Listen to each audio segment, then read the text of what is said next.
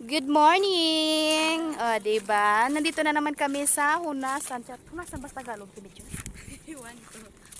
Ayan mga Oh. kawandalandis, nasa dagat po kami kasi kahapon,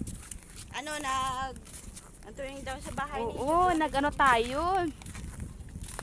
Nagbuhos. Charot. Buhos talaga. Nagbuhos talaga ng kuan.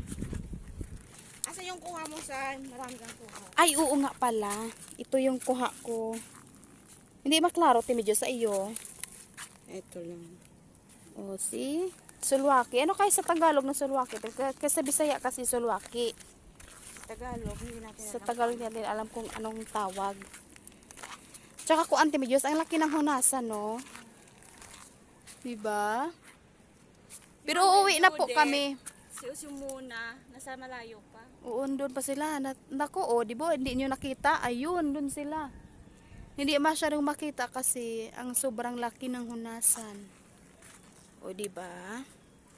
Okay, nagpinungkuan. Ay, pamanday lang sila dito. Singgit ako, no? Kiw! Pauli na ta! Sige pa magpinungkuay.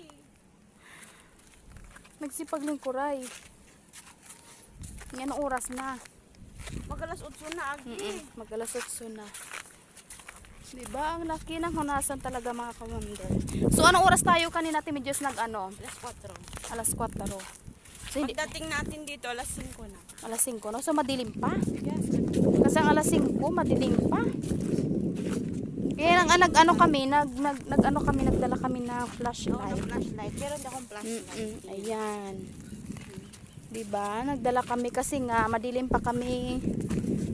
Lumuwas. Ano just lumuwas? Ano ba 'yun? Bumaba. Bumaba. Yung lumuwas papunta na yung Manila, Lumuwas ka ganon. kung pupunta ka sa ano.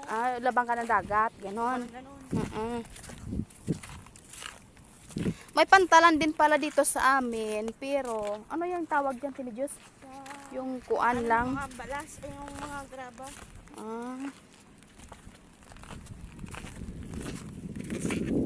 Diba? Kay Aileen pala tong cellphone, mga kawander.